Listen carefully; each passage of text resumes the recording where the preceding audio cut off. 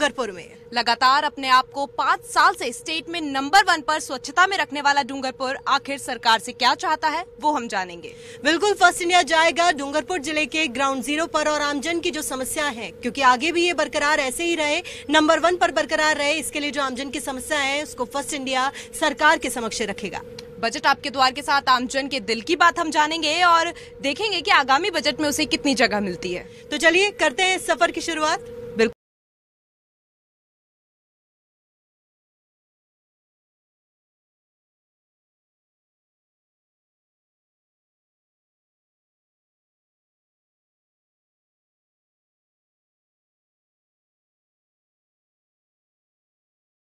सफर है वो जारी है और आज उस सफर को लेकर हम आप पहुंचे हैं डूंगरपुर में। डूंगरपुर में जानेंगे कि लोगों की क्या कुछ मांगे हैं बजट से और क्या कुछ जो लाभ हैं वो पुरानी योजनाओं के, जो योजनाएं पहले सरकार चला चुकी है उनके लाभ उन्हें मिले हैं या नहीं, और आगामी बजट में क्या कुछ उम्मीदें वो सरकार से रखते हैं। सर, सबसे पहले आपसे जानना चाहेंगे, बजट आने वाला है 2023 का, क्या कुछ उम्मीदें इस बार सरकार से कि क्या दे वो सौगात में? ऐसा एक सर्वप्रथम मैं आपको बता रहा हूँ, बिजली कटौती, बिजली की समस्या बहुत बड़ी समस्या है राज्य में, और इसके लिए अगर राज्य सरकार सोलर प्लांटों को मतलब अनुदान दे करके घर घर मतलब सोलर प्लांट लगाए, शायद बहुत सी मतलब बिजली कटौती से हमें निजात मिल सकती है और हमारी बची हुई इलेक्ट्रिसिटी जितनी भी बिजली है वो मतलब बिजली घर खरीद सकते हैं और लोगों को और पहुँचा सकते हैं, ताकि ये मतलब इसके निजात हमको मिल सकती है।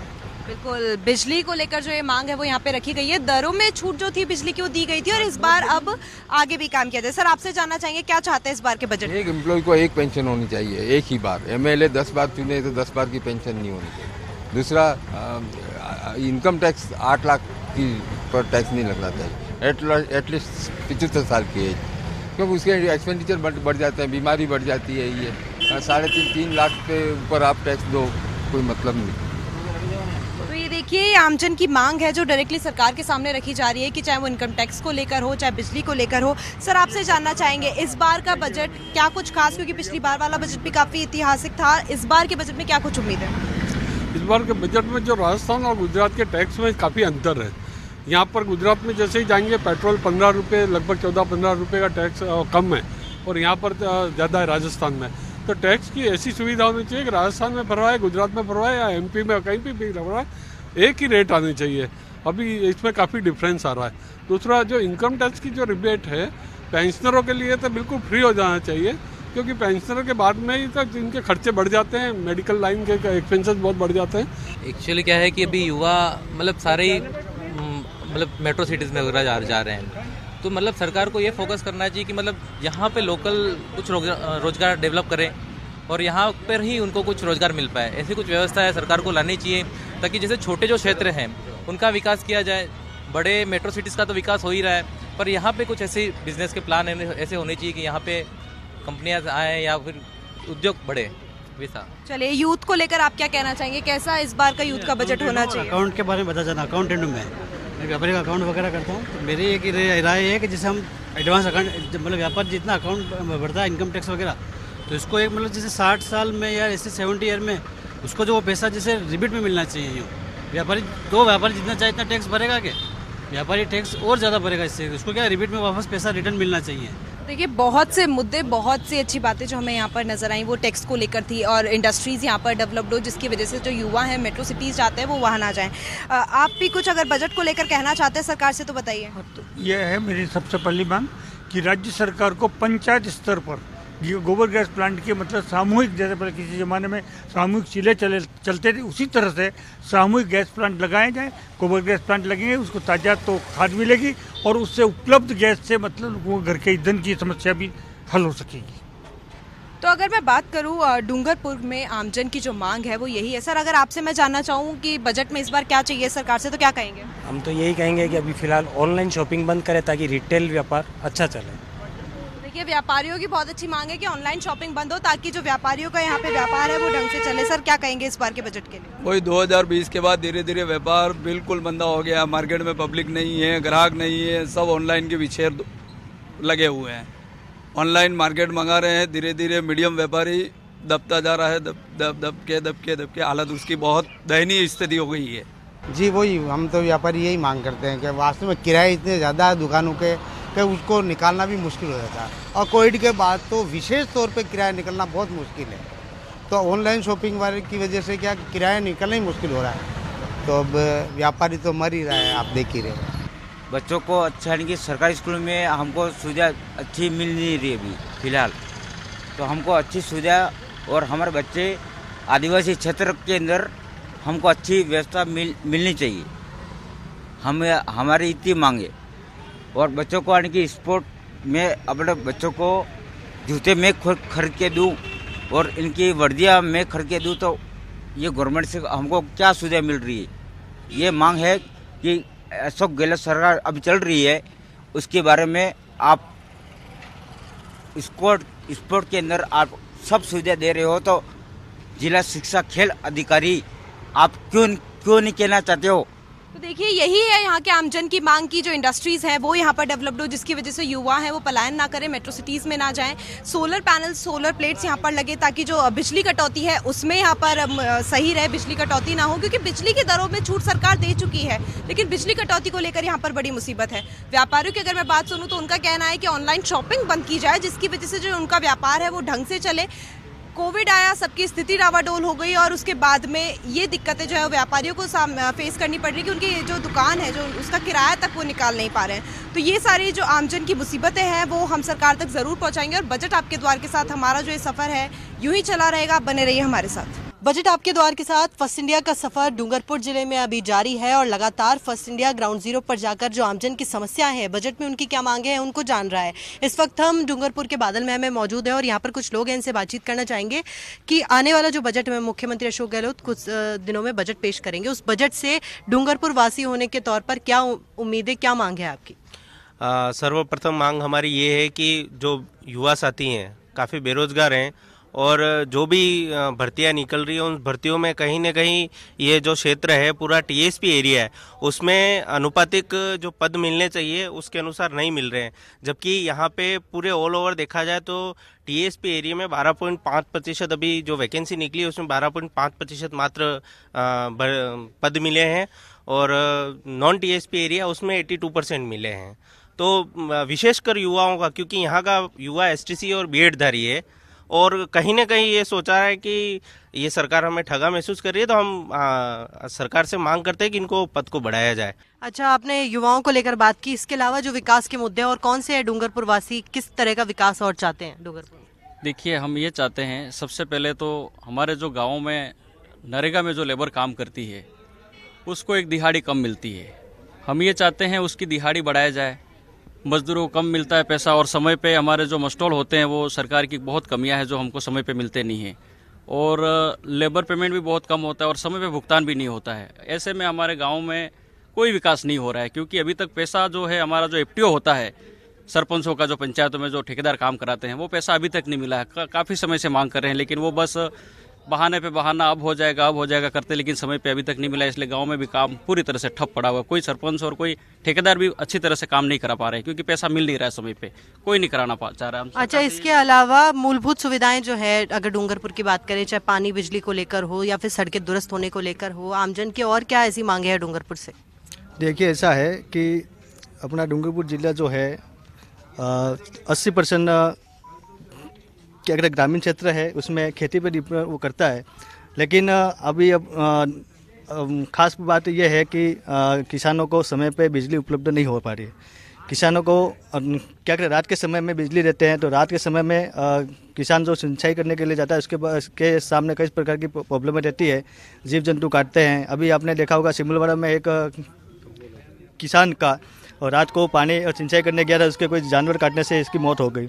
इस प्रकार की कई प्रकार की प्रॉब्लमें हैं और ग्रामीण क्षेत्र में कोई भी देखने के लिए तैयार नहीं है। उनके जैसे अभी किसानों को खाद बीज समय पे उपलब्ध नहीं हो पा रहा है, ऐसी कई प्रकार की प्रॉब्लमें हैं उनके लिए, और सरकार उस पर थोड़ा सा शिक्षा को लेकर अगर यहाँ बातचीत करने जाए, चाहे बच्चों से जुड़ी हो, युवाओं से जुड़ी हो और बाकी लोगों से जुड़ी हुई हो, तो उसको लेकर कैसा कार्य है डूंगरपुर में? यहाँ के सरकार के 4 साल पूरे हो गए, इसके बावजूद भी यहाँ शिक्षा के स्तर पर स्कूलें देखे जाए खस्ता हाल है। स्कूलों में यहाँ पे अगर बिच्चेवाड़ा तहसील या डूंगरपुर तहसील की बताओ तो 500 से 700 स्कूलों की ऐसी हालत है जो जर्जर अवस्था में है। सरकार यहाँ पर एक स्थानीय मुद्दा है, टीएसपी एरिया में ओबीसी को किसी प्रकार के किसी प्रकार का कोई लाभ नहीं मिल पा रहा है। तो हम चाहते हैं कि ओबीसी को यहाँ पर उनका जो लाभ है राजस्थान में हर जगह मिल रहा है, पर टीएसपी एरिया में उनको बिल्कुल लाभ नहीं पहुँचाया जा रहा, तो मिलना चाहिए सर। चलिए, जो यहाँ पर कुछ मांगे सामने आई वो ये थी कि डूंगरपुर में ऐसे तो कई चीज़ें, अगर बात करें स्वच्छता की बात की जाए, सरकार ने ऐसे कई तरह के काम किए हैं, लेकिन कुछ ऐसी बातें भी हैं जहाँ पर युवाओं को चाहे बेरोजगारी भत्ते से जुड़ी हुई हो, शिक्षा से जुड़ी हो, और जो भर्तियाँ होती है उसको लेकर भी कई तरह की परेशानियाँ युवाओं को झेलनी पड़ती है, क्योंकि पेपर लीक होने की वजह से जो युवा हैं उनकी जो मेहनत होती है पेपर को लेकर वो भी खराब हो जाती है। यहाँ पर कुछ और भी लोग मौजूद हैं, इनसे भी बातचीत करना चाहेंगे। अगले कुछ दिनों में बजट आएगा, मुख्यमंत्री अशोक गहलोत बजट पेश करेंगे। डूंगरपुर में आप रहते हैं, यहाँ से जुड़ी ऐसी क्या मांग है जो आप सरकार से करना चाहते हैं? हम अनुसूचित क्षेत्र में रहते हैं और साथ ही मैं नर्सिंग का प्रशिक्षित व्यक्ति हूँ। हमारे क्षेत्र में स्वास्थ्य विभाग से रिलेटेड जितनी भी नर्सिंग की जो वैकेंसी आ रही हैं उसमें सही तरीके से व्यक्तियों को लिया नहीं जा रहा है। दूसरा मैं बात करूँगा नर्सिंग भर्ती 2013 की जो बात थी जिसमें 11,233 अभ्यर्थियों को चुना गया था। यह मुद्दा पूरे 5 साल तक पूरे राजस्थान में गिराया हुआ है।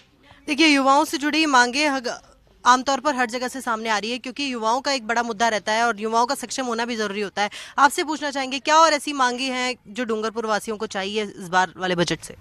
मैं छात्र हित की बात करूंगा। जो उच्च शिक्षा में स्कॉलरशिप मिलती है, यहाँ का विद्यार्थी स्कॉलरशिप पे डिपेंड है, तो दो तीन साल हो जाते हैं, इसके बाद भी समय छात्रवृत्ति का समय पे भुगतान नहीं हो पा रहा है। तो मैं माननीय मुख्यमंत्री महोदय से निवेदन करूंगा कि यह जनजातीय अंचल है तो छात्रवृत्ति का समय पे भुगतान हो और विद्यार्थी उसका लाभ उठाए। अच्छा, यहाँ की अगर सड़कों वड़कों की और भी चीज़ों की बात करें और जो नगर निगम का कार्य है, क्योंकि ऐसे तो स्वच्छता में काफ़ी डूंगरपुर को मिली है मान्यता आगे भी, लेकिन और ऐसी कौन सी चीज़ें हैं जो डूंगरपुर वासी चाहते हैं बजट में? बजट में डूंगरपुर वासी सड़कों को देखकर पिछले 1 साल से ऐसा लग रहा है कि डूंगरपुर की सड़कों का सुदृढ़ीकरण नहीं हो रहा है। तो वापस ये जो सड़कें, जो राजमार्ग हैं या सड़कें हैं जिनको जोड़ने का प्रयास चल रहा है, जैसे डूंगरपुर बांसवाड़ा, ये जो कार्य पिछले, मैं एक छोटा सा उदाहरण देता हूँ कि डूंगरपुर से सागवाड़ा का जो राजमार्ग जोड़ने की बात चल रही थी वो भी अभी तक वर्तमान समय में पूरी नहीं हुई है। क्या पता कुछ ऐसी तकनीकी कारण है या कुछ ऐसे राजनीतिक कहीं न कहीं इशू या मुद्दे आ गए हैं जिसके कारण से ये पूरा नहीं हो पा रहा है। हालांकि मेरा मुख्य मुद्दा अभी जो वर्तमान समय में जो भर्ती निकली है उस भर्ती से संबंधित है, क्योंकि टीएसपी एरिया इतना बढ़ गया है कि लगभग टीएसपी एरिया में 45 गांव नए जोड़े गए हैं और यहाँ पर टीएसपी एरिया में सभी संवर्ग के, सभी जाति के लोग निवास करते हैं। और मैं कहता हूँ कि L1 में 21,000 पद निकाले हैं, 21,000 में 1808 पोस्टें निकाली गई हैं, जो अगर आप अनुपातिक दृष्टिकोण से देखें तो मात्र 8% ऐसी हैं जो 1808 पद निकाले गए। तो टीएसपी के अभ्यर्थियों ने पहले बहुत बड़े आंदोलन कर रखे हैं और इन आंदोलन के माध्यम से सरकार को चेताया भी है समय समय पर, लेकिन क्या पता सरकार या तो जनप्रतिनिधियों के माध्यम से हमारी बात सरकार तक नहीं पहुंचती है। मेन तो वही है कि जो ये नौकरियों की बात है, जितना आना चाहिए सीटें उस हिसाब से टीएसपी एरिया में मिल नहीं रही है, लोग जितने सेलेक्ट होने चाहिए हो नहीं रहे। 1 लाख की सीटों पर अगर आप देखें तो 8% बैठता है। 8,000 आप टीएसपी एरिया को बढ़ा तो रहे, लेकिन यहाँ के लोगों को बढ़ाना नहीं चाहते आगे। यहाँ के लोग पिछड़ ही रहे हैं क्योंकि सीटें तो आपकी वही ले जा रहे हैं जिनका सिलेक्शन होना चाहिए। जिस हिसाब से आप बात करते हैं कि हम जनजातीय अंचल को आगे बढ़ाना चाहते हैं, उन लोगों को आगे बढ़ाना चाह रहे हैं, लेकिन उनके लिए आप क्या कर रहे हैं? आपने पिछले 4-4.5 साल में क्या कर दिया? जितनी भी सीटें देखें आप 2018 के बाद की भर्ती में हर एक जगह पे यही स्थिति है कि आप जो अनुपात के हिसाब से सीटें आ रही है वो बिल्कुल ही नहीं आ रही। इसलिए बहुत ही गंभीर विषय है, इसको सोचना चाहिए सरकार को। अच्छा, अगर पर्यटन की दृष्टि से कहा जाए तो कौन से ऐसे मुद्दे हैं जो सरकार को ध्यान देने की जरूरत है इस जगह पर? पर्यटन के हिसाब से अगर देखा जाए तो सरकार को यहाँ पर जो भी बाहर से लोग आते हैं उनको लाने के लिए और नए कोई प्रयास करने चाहिए। यहाँ पर पर्यटन के लिए कुछ मंदिर हैं, यहाँ पर जो तालाब वगैरह है उनको संवारा जाए तो और भी अच्छा रहेगा। और मैं एक विषय युवाओं के लिए बताना चाहता हूँ, जिले के अंदर 9 राजकीय महाविद्यालय हैं और 2 कॉलेज हैं जो अभी नए खुले हैं, एग्रीकल्चर और लॉ कॉलेज। एग्रीकल्चर की कॉलेज आप देख सकते हैं यहाँ किराए के भवन में चल रही है और लॉ कॉलेज है जो अभी तक शुरू नहीं हुई है, जिसका भूमि आवंटन भी नहीं हो पाया। तो हम चाहते हैं इनको जल्द से जल्द शुरू किया जाए, भूमि आवंटन किया जाए ताकि ये कॉलेज जल्दी से शुरू हो जाए, क्योंकि हमारे यहाँ के बच्चों को पढ़ने के लिए उदयपुर, जयपुर और अहमदाबाद तरफ जाना पड़ता है। तो हम चाहते हैं ये कॉलेज शुरू हो जाए तो हमारे युवा यहाँ से पढ़ सकें। तो चलिए, कुछ ऐसे मुद्दे जो खास तौर पर निकल के सामने आए, युवाओं से ज़्यादातर जुड़े हुए थे, क्योंकि देखिए डूंगरपुर में अगर स्वच्छता सर्वेक्षण की बात की जाए, डूंगरपुर ने अच्छा स्थान प्राप्त किया, लेकिन और भी जो चीज़ें हैं, चाहे मूलभूत सुविधाओं से जुड़ी हो और खासकर जो तमाम मुद्दे निकल कर सामने आए वो युवाओं से जुड़े हुए ज़्यादा थे, बेरोजगारी से जुड़े हुए ज़्यादा थे कि युवाओं का सक्षम होना ज़रूरी है किसी भी जगह के विकास के लिए। लेकिन अभी तक हमने इन जनों से बात की है, आम जनों से बात की है, यहाँ की समस्याएं सरकार तक पहुँचाई है, लेकिन अभी हमारा सफ़र जारी है। अब बने रहिए हमारे साथ। बजट आपके द्वार के साथ जो हमारा सफर है वो लगातार जारी है। लगातार आमजन से बात हमारी जारी है, उनकी दिल की बात हम सुन रहे हैं, मांगे सुन रहे हैं और आगामी बजट में उन्हें क्या चाहिए वो भी उनसे जान रहे हैं। तो सर, सबसे पहले आपसे जानना चाहेंगे, बजट आने वाला है, आगामी बजट से क्या कुछ उम्मीदें आप रखते हैं? आगामी बजट से हमारे स्थानीय लेवल पर हमको ये उम्मीद है कि यहाँ का जो व्यापारी वर्ग है बहुत परेशान है, क्योंकि शाम को 6 बजे के बाद हम सिटी से बाहर नहीं निकल सकते हैं। रोज पत्थरबाजी होती है, लूटपाट हो रही है और प्रशासन कुछ सपोर्ट नहीं कर रहा है, कानून व्यवस्था ध्वस्त हो चुकी है। मैं ये चाहता हूँ कि हर बार सरकार सिर्फ होमगार्ड को चुनाव आता है तो सिर्फ अपना फ़ायदा ढूंढती है कि हम आपका कुछ भला करेंगे, आप हमें वोट दीजिए। पर आज तक विदिन में 10 साल से होमगार्ड के अंदर हूँ, कुछ फ़ायदा नहीं, न कोई हमारा पेमेंट भत्ता बढ़ोतरी कर रही है और न कुछ नहीं। बस हर बार यही बोलती है कि हम आपका कुछ भला करेंगे, इस विभाग में आपको देंगे, चतुर्थ श्रेणी में लगाएंगे ये, लेकिन आज तक इस सरकार ने हमारे से कुछ न तो हमारे को कोई फायदा दिया है। चलिए, जो आमजन की मांग है वो लगातार हम सरकार तक पहुंचाने का प्रयास कर रहे हैं। आपसे अगर मैं जानना चाहूं तो आगामी बजट से क्या कुछ उम्मीदें आप रखते हैं? आप डूंगरपुर को लेकर भी बताइए कि डूंगरपुर में किस तरीके की कमी है, उसको लेकर सरकार से मांगे, और एक आमजन के तौर पर और क्या मांगे? जैसा कि मुख्यमंत्री अशोक गहलोत ने बताया कि जो बजट है वो युवाओं को पूरा समर्पित है, तो इस हिसाब से हम देखते हैं कि हमारे जो टीएसपी में टीचर 3rd ग्रेड शिक्षक भर्ती की जो सीटें हैं वो प्रतिशत के आधार पे नहीं दी गई है। 8% सीटें दी गई है और हमारे जो प्रतिशत के आधार पे हमको सीटें दे, और समय समय पे टीएसपी में जो हमारे जनप्रतिनिधि है वो भी इस बात को संज्ञान में ले कि हमारे जो टीएसपी के जो अलग अलग मुद्दे हैं उनको भी आगे तक पहुंचाने का प्रयास करें। बिल्कुल, हर कोई अपनी जो मांग है वो सरकार के समक्ष रख रहा है। आपसे भी जानना चाहेंगे क्या रखेंगे अपनी सरकार के समक्ष मांगे, क्योंकि सौगात मुख्यमंत्री देने वाले हैं, तो क्या कुछ नई सौगात इस बार? मैं ये मतलब राजस्थान गवर्नमेंट से परिचय लेना चाहूँगा कि मतलब राजस्थान गवर्नमेंट युवाओं के लिए मतलब रोज़गार प्रोवाइड करा रही है, कि वो युवाओं के लिए एक मतलब ऐसे मुद्दे देती है, वो मुद्दे सही समय पे नहीं पूरे किए जाते। ऐसे मुद्दों के लिए मतलब राजस्थान गवर्नमेंट यहाँ पे एक जनजातीय क्षेत्र में आरक्षण संबंधी विसंगतियाँ है, इसको दूर किया जाए। यहाँ में मतलब जनजातीय क्षेत्र में जनजाति वर्ग के लिए जनसंख्या के अनुपात में आरक्षण दिया जाए, और यहाँ पे मतलब टीएसपी एरिया में जो राजस्थान गवर्नमेंट प्रशासनिक सेवा में जो 13% का जो आरक्षण की बात करता है, उसमें मतलब जनजातीय क्षेत्र में टीएसपी एरिया में जनजाति वर्ग के लिए 6.5% अलग से आरक्षण दिया जाए। मैं सरकार से यही कहना चाहूँगा कि जैसे अभी युवाओं को समर्पित है ये बजट, ये जो बजट में जो भी वैकेंसियाँ कराएगा ये, तो ये वैकेंसियाँ जैसे हमने एग्जाम दिया तो वो एग्जाम रद्द हो जाएगा, तो फिर हम उसको पूछेंगे युवाओं को समर्पित कैसा होगा ये बजट। और जैसे प्रशासनिक में आप देखा जाए तो यहाँ सब इंस्पेक्टर है, जैसे कोई बहुत सारी वैकेंसी है जो प्रशासनिक में है, जो टीएसपी से एरिया से कोई भी नहीं लग सकता, तो वो क्या है ना, जैसे वहाँ के मीणाओं और यहाँ के मीणाओं को कुछ उनमें भी कुछ भारी छूट दी जाए इधर। बिल्कुल, युवाओं में जो सबसे ज्यादा आक्रोश है वो उन्हीं को लेकर है कि एग्जाम्स जो है वो रद्द हो जाते हैं। भर्तियां निकालती है सरकार, योजनाएं बहुत सी लेकर आती है, लेकिन वो भर्तियां निकलती हैं, फिर वो जो पेपर है वो लीक हो जाता है, और जो बहुत से युवा हैं, बहुत सी लड़कियां हैं, उनकी मेहनत रद्द हो जाती है। इसको लेकर सभी में बहुत आक्रोश है। योजनाओं की मैं बात करूं तो डूंगरपुर में विकास है, अच्छा है, शहरी विकास है, और यहाँ के जो लोग हैं उनकी जो एक मांग है वो सिर्फ बेरोजगारी को लेकर है, रोजगार इनका हो, स्वरोजगार पे सरकार ध्यान दे। तो ये सारे वो मुद्दे जो डूंगरपुर वासी सरकार के समक्ष रखते हैं। हमारा जो ये सफर है वो यूं ही जारी रहेगा, बने रहिए हमारे साथ। बजट आपके द्वार के साथ फर्स्ट इंडिया इस वक्त डूंगरपुर जिले में है और लगातार ग्राउंड जीरो पर जाकर जो आमजन है उनसे बातचीत करना चाह रहा है। एक मोहल्ले में हम यहाँ पर आए हैं, कुछ महिलाएं हमारे साथ मौजूद हैं, इनसे पूछना चाहेंगे आगामी बजट में इनको सरकार से क्या चाहिए। हमारे वालों हस्तु करो, हमारे वालों तो सब हस्तु दूध 40 रुपये जाए, हमारे कास्ट करने तो दाना भी कमाई 12 महीना हुदी कमाई करो पसे हस्तु जाए, रोग आ भी जातो, खेती भी पड़ी हुई। खेती करो, खेती तो करा, पण खेती में ना कमल तो नहीं, बारिश नहीं आवे, पानी बना गाँव ने पाके। चलिए, जो महिलाओं की बात थी कि फिर चाहे किसी भी जो मुद्दों से जुड़ी हुई हो, चाहे वो खेती से जुड़ी हुई हो, कि ऐसा होता है कि जो मध्यम वर्ग के लोग होते हैं, जो मध्यम परिवार से ताल्लुक रखते हैं उनके पास उतना ज़्यादा जो अभी पेंशन है, कुछ जगहों पर जो योजनाएं हैं भले ही घोषणा की हो सरकार ने, लेकिन वो योजनाएं इन तक नहीं पहुंच पाती है। और इनका कारण यही है कि जो जागरूक होते हैं वो उन योजनाओं का पूरी तरह से लाभ उठा पाते हैं, लेकिन और जो परिवार होते हैं जो पीछे, जिनको ज़्यादा उस चीज़ के बारे में जानकारी नहीं होती, वो उस चीज़ों को पूरी तरह से समझ नहीं पाते और वो योजनाएं उन तक नहीं पहुंच पाती। फर्स्ट इंडिया ग्राउंड जीरो पर है, लगातार हमारा सफर जारी है। डूंगरपुर जिले के अलग अलग जगहों में अभी और भी जाना बाकी है।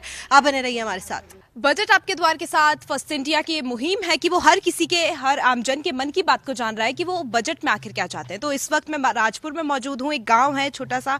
आपसे मैं जानना चाहूंगी, बजट आ रहा है 2023 का, क्या कुछ उम्मीदें सरकार से आप रखते हैं, क्या कुछ सौगातें इस बार सरकार राजपुर को दे? सबसे पहले तो जल की समस्याएं जो होती हैं, नागरिकों के जो पेयजल की समस्या होती है उसको निराकरण का हो जाए। साथ ही कृषि विभाग, यहाँ क्योंकि हम क्षेत्र के अंदर कृषि विभाग में रहते हैं, तो कृषि के संबंध में बजट को ज़्यादा प्रभावी हो, विद्युत जो है वो पर्याप्त मात्रा में मिले, और साथ ही आम जन को सार्वजनिक जैसे सुविधाएं हैं, गवर्नमेंट ने हॉस्पिटल वगैरह में तो सुविधाएं की हैं, लेकिन अन्य जो सुविधाएं बाकी हैं उस पर जैसे कि विद्युत की ज़्यादा समस्या होती है वो होनी चाहिए। और ख़ास करके जैसे किसानों को बिजली नहीं मिलती है समय पर, वो भी मिलनी चाहिए, वो बजट में सबसे ज़्यादा प्रावधान होना चाहिए। जो कि अगर बजट में किसानों को ज़्यादा प्रभाव होगा तो जितना भी प्रभाव होगा वो लाभ आम जनता को होगा। सबसे पहली बात तो मैडम ये है कि टीएसपी एरिया हमारा जो है उसका सरकार के द्वारा काफ़ी निराश स्थिति दिख रही है, क्योंकि अभी भी जो वैकेंसी निकली है उसमें टीएसपी एरिया में किसी भी प्रकार की कोई भी वैकेंसी का दिख नहीं रहा है कि इतने बच्चे यहाँ, टीएसपी एरिया तो इन्होंने बढ़ा दिया लेकिन सीटें नहीं बढ़ाई हैं, तो बच्चे कहाँ जाएंगे? सरकार से तो हाँ वैकेंसी आनी चाहिए पशुधन सहायक LSA वाली नए बजट में, क्योंकि हम ट्रेनिंग कर रहे हैं। हाँ, तो 2 साल पूरे होने वाले, तो अब वैकेंसी की मांग करेंगे हम तो। चलिए, वैकेंसी की मांग आप रखते हैं, आपसे जानना चाहूँ कि आप क्या चाहते हैं सरकार से? तो जी, वर्तमान में जो सरकार द्वारा NGO द्वारा संविदा पे लगे जा रहे हैं उन्हें नियमित किया जाए। ठीक है, संविदा कर्मियों को नियमित किया जाए, एक और मांग है। और आपसे जानना चाहें तो आप क्या सरकार से मांग रखते हैं इस पर? सरकार से मांगते हैं वैकेंसी निकाले, पढ़ रहे तो और तो क्या मांगेंगे, और तो कोई गोला बरतू मांगने से रहे नहीं, इसलिए। जी बिल्कुल, युवा हैं, भर्तियों की मांग रखते हैं, और यही वो बातें जो आमजन कहता भी है कि सरकार से और क्या चाहिए। अगर मैं आपसे जानना चाहूँ, बजट में इस बार क्या कुछ सरकार से मांगना चाहेंगे? मैम, सबसे पहले तो जो सरकार द्वारा अभी भर्तियां निकाली गई हैं उनमें सबसे ज़्यादा युवा निराश हुए हैं, तो सरकार को सबसे पहले उनकी भर्तियों पर पाबंदियां लगाकर और संयमित रूप से ये भर्तियां करवाएं। जैसे कि अभी विद्या संबल योजना एक राजस्थान के अंदर निकली थी और इसका मात्र 1 महीने के अंदर इसको निरस्त कर दिया गया। तो सरकार इस प्रकार से नहीं करे और युवाओं के साथ कुठाराघात नहीं करे, तो मैं सरकार से एक निवेदन करूंगा कि आप पहले तो इस भर्तियों को पूरा लागू करें ताकि युवाओं को एक रोजगार का प्रावधान मिल सके। तो देखिए, अगर मैं इस टीएसपी क्षेत्र के आमजन की बात सरकार तक पहुंचाना चाहूँ या बताना चाहूँ, तो यहाँ पर जो मांगे हैं वो इतनी ही हैं कि बेरोजगारी, सबसे बड़ी जो युवाओं में आक्रोश है वो बेरोजगारी को लेकर है कि बेरोजगारी खत्म की जाए। दूसरा, जो यहाँ पर देवस्थान विभाग के द्वारा मंदिर हैं जो बनाए गए हैं उनका जीर्णोद्धार किया जाए। जो मंदिर पहले से बने हुए लेकिन उनका कोई रिनोवेशन नहीं हो रहा है, उन पर कोई विकास का काम नहीं हो रहा है, तो वो यहाँ पर किया जाए। दूसरा, इस क्षेत्र के लोगों के लिए बहुत सी योजनाएं जो है वो चलाई जाए, क्योंकि योजनाएं सरकार ने जरूर चलाई है पर उनका लाभ इन लोगों तक नहीं आ रहा है। तो कैसे वो लाभ यहाँ तक पहुंचे, कैसे वो अवेयरनेस प्रोग्राम्स हो, कैसे जागरूकता अभियान चलाए जाए जिससे इन लोगों को योजनाओं के बारे में पता चले और इन योजनाओं का ये लाभ उठा सके। तो ये सारी मांगे यहाँ के क्षेत्र का इंसान सरकार से रखता है। क्लीन सिटी, ग्रीन सिटी के नाम से मशहूर डूंगरपुर की जनता आखिर सरकार से क्या चाहती है वो हमने आपको बताया। लेकिन बजट आपके द्वार के साथ फर्स्ट इंडिया का सफर फिलहाल डूंगरपुर के लिए जरूर समाप्त हो रहा है, लेकिन अभी आगे और भी खूबसूरत जगहों पर जाना बाकी है, आमजन की मांग अभी सुनना बाकी है और उन मांगों को सरकार तक पहुंचाना अभी बाकी है। बिल्कुल डिम्पल, तो इस ढलती हुई शाम के साथ इस सफर को यहीं रोकते हैं। मिलेंगे एक नए शहर के साथ, नए लोगों की मांगों के साथ और पहुंचाएंगे सरकार तक। बिल्कुल, लेकिन इस सफर में हमें आपका साथ जरूर चाहिए। बने रहिए हमारे साथ। अभी के लिए हमें दीजिए इजाजत, मिलते हैं अगले एपिसोड में, तब तक के लिए नमस्कार।